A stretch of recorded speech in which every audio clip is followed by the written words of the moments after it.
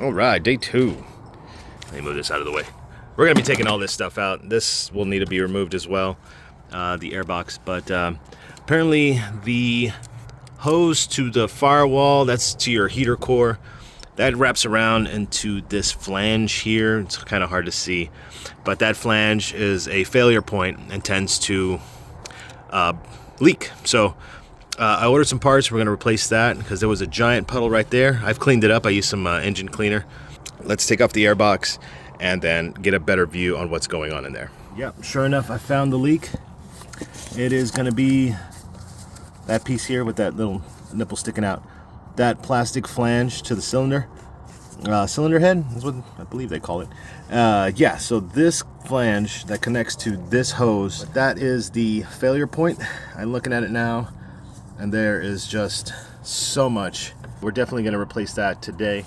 I just need to figure out how to get this hose clamp off, and then once we take care of that, then we'll focus on possible secondary leak coming from these hoses here. One of the torque screws is blocked. You can see the torque screw right there is blocked with that hose right there, so this has to come off, or at least moved out of the way. All right, I'm using my ratchet with a T30 long extension. Honestly recommend getting this box kit if you're going to do any work on this car. Just FYI, go ahead and buy it because it makes your life easier. I decided on not removing the bottom hose just because that one does have a lot of pressure and it's a pain to take these off and then put them back on, and we're going to make a big mess. There is still coolant in there, I found out, and as long as you got this, just go real slow, apply a little bit of pressure, and then just break it loose. It doesn't take a lot to break them loose, and then they could just slowly come out. This should be the only 2 screws holding it, and then we're going to pull it out with the hose and then remove it from the hose once we get it out of the engine. There you go. Yeah, these extensions work really well. And these screws aren't necessarily tight at all, but try not to lose the little screws.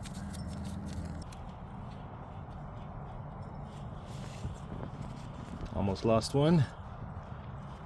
If you're wondering how long they are, there they are. I gotta fish out the second one down there, and the hose is gonna be in the way, so just be patient with it. All right, so I was able to pop it off, but it is still stuck to the bottom hose, and I'm gonna tell you why. Make sure you get some rags down there too. Once you pop that off, there's gonna be some coolant coming out. But here's what I'm wrestling with. I got it loose, and it's not popping off because of this hole right here. There's a little plastic fastener that attaches that bottom hose to this. So I'm trying to rip that off without damaging the hose. So, all right, I was able to break it free. Just pull on it pretty hard and then it'll snap off. Now we need to remove the hose and we can pop this off. And in case you're wondering what I'm using on the hose clamps, I'm using vice grips or locking pliers, and just getting a good grab on them and then sliding them off.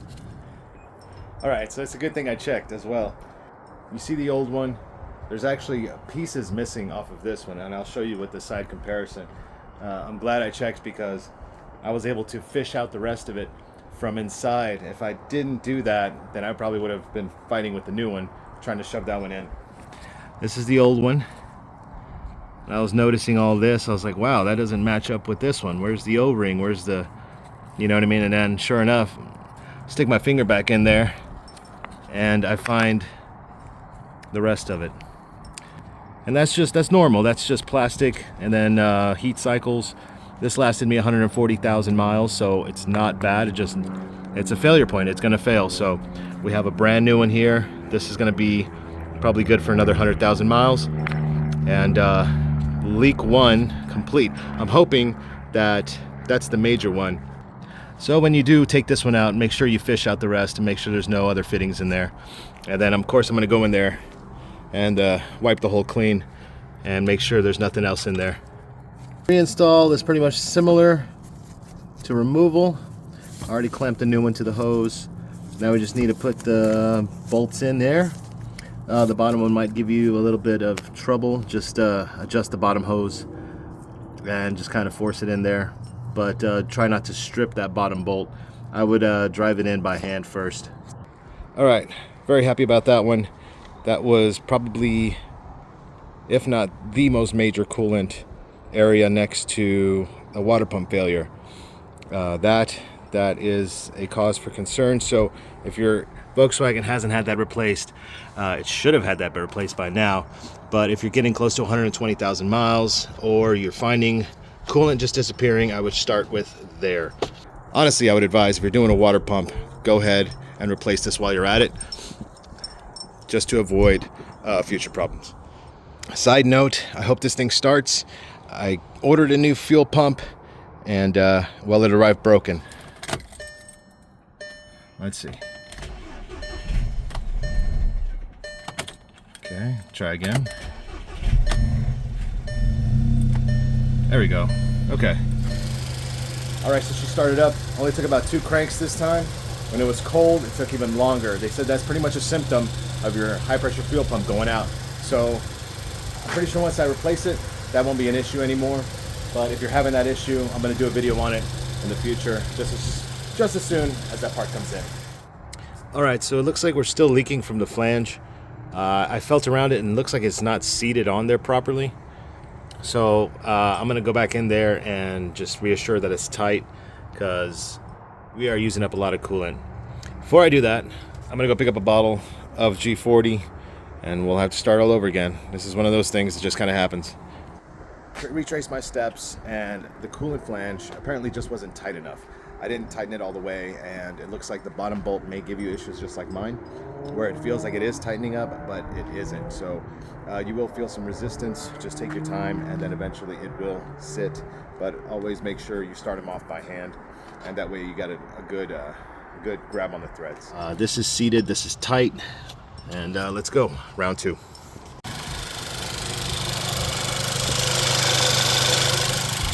Holding coolant, I'm gonna run the heater. There's no air bubbles or anything like that.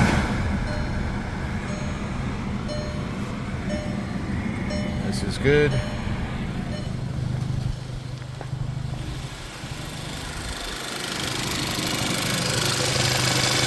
Coolant's leveling out. Good there. Now for the main test.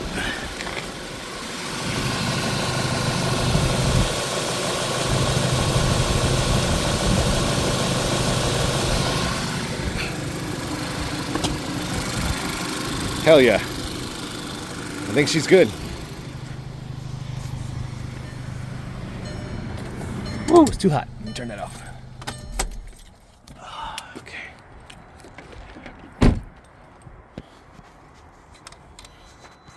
Alright, it's off. Still holding coolant. That's good. It was not holding coolant before. That was just going straight down. It's holding coolant now. I don't hear anything.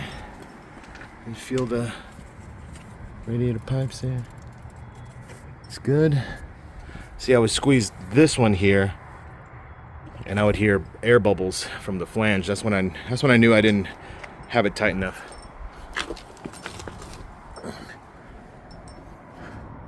No more drips, guys.